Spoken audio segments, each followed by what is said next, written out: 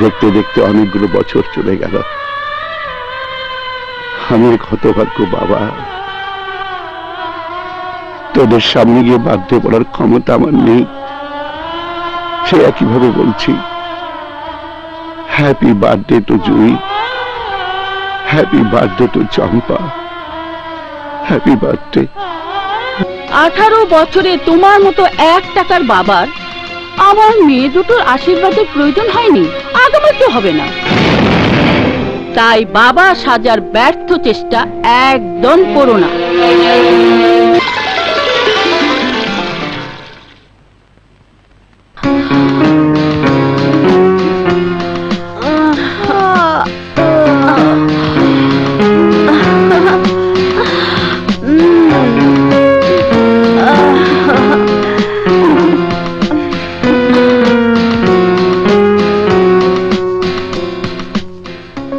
পরে কোথায় যাচ্ছ?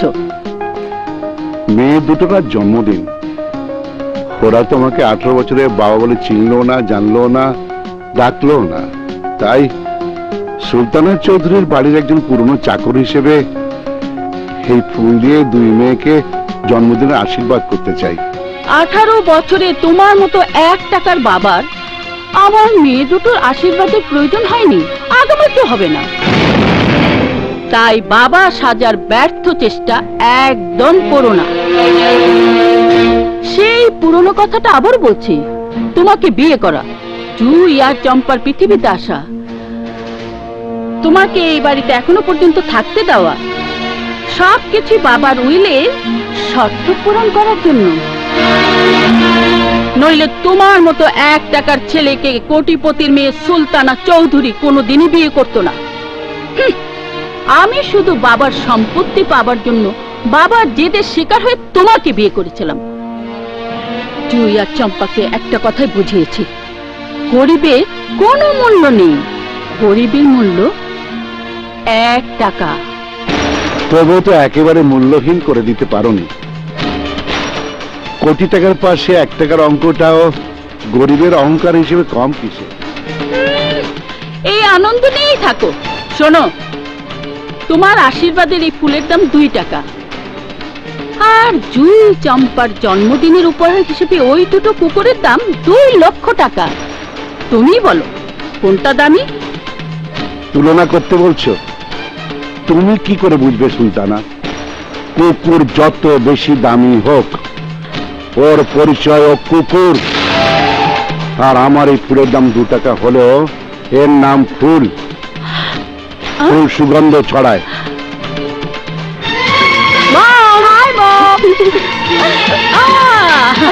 Happy birthday to Champa. Oh, my sweet mom.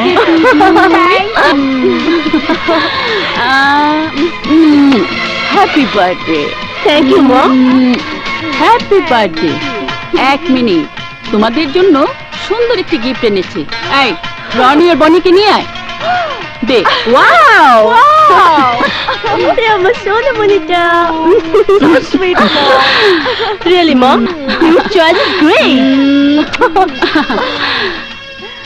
আজ তোমাদের ফ্যাশন শোর গ্র্যান্ড ফিনাল।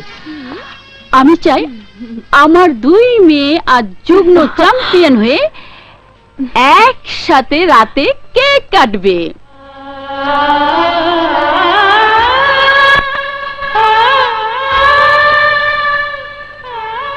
দেখতে দেখতে অনেকগুলো বছর চলে গেল।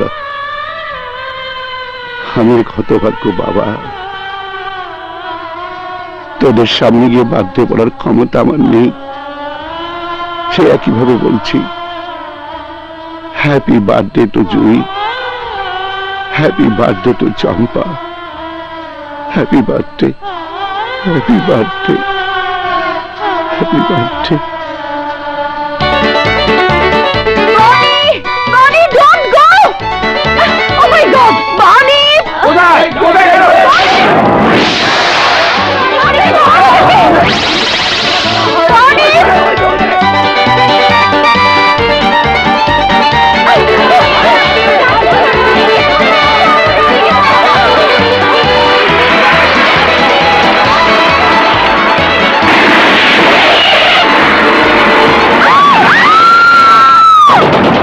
শোন, এই মুহূর্তে বক্সিং ক্লাবে যাবি, গিয়ে কামালকে বলবি কুকুরের বাচ্চা দুটোকে মেরে ফেলার জন্য ঘাতক ড্রাইভারকে গ্রেপ্তারের দাবিতে রাস্তায় অবরোধ করতে।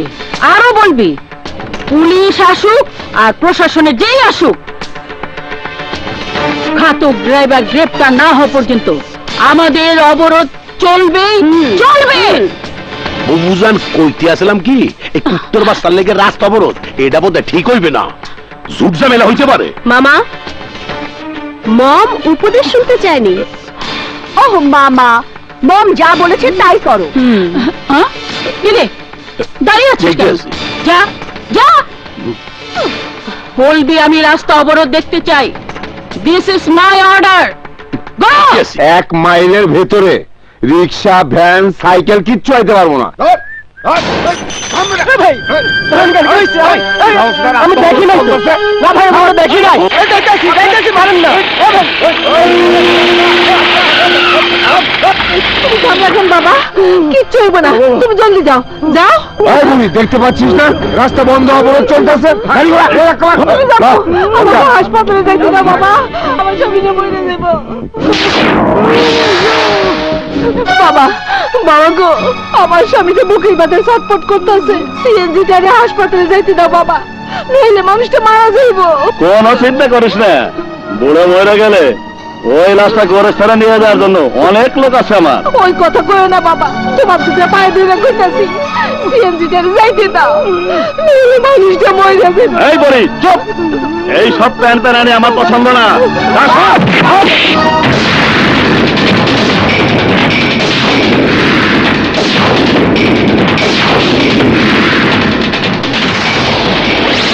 এই আলারে বাইরে 8 কোটি ভাঙে দে।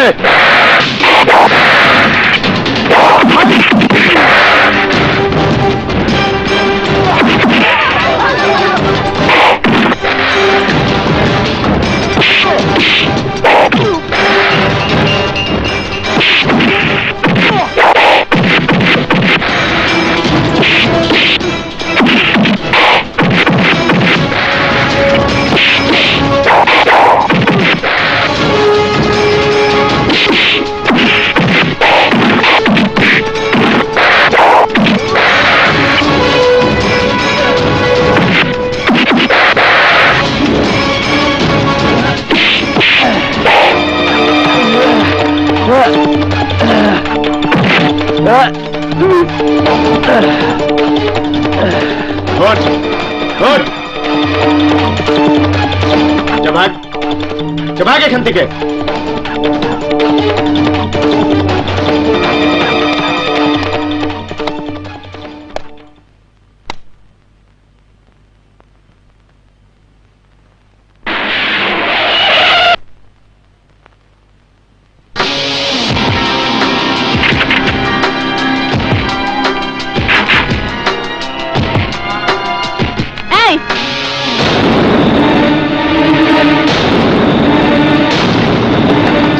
তুই সুলতানা চৌধুরীর মেয়েদের রাস্তা অবরোধ তুলে দেবার সাহস তুই কোথায় পেলি? দেখে তো মনে হচ্ছে বড় লোকের মেয়ে, তাই জানা নেই গরিবের যেমন মনটা বড় হয় তেমনি সাহসটাও বরাবরই বেশি থাকে।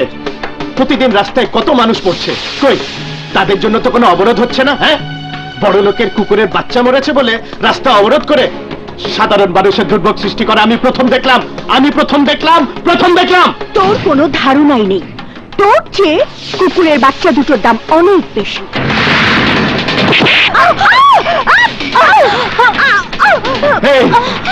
মানুষ আল্লাহ সেরা সৃষ্টি, সেই মানুষের সাথে ভবিষ্যতে কুকুরের তুলনা করে কুকুরকে বড় করার চেষ্টা করবি না। আর যদি করিস, আর সেদিন যদি আমার সঙ্গে তোদের দেখা হয়, তাহলে আজ গলা ধরেছি, ওই গলায় কুকুরের বেল্ট পরিয়ে দেব।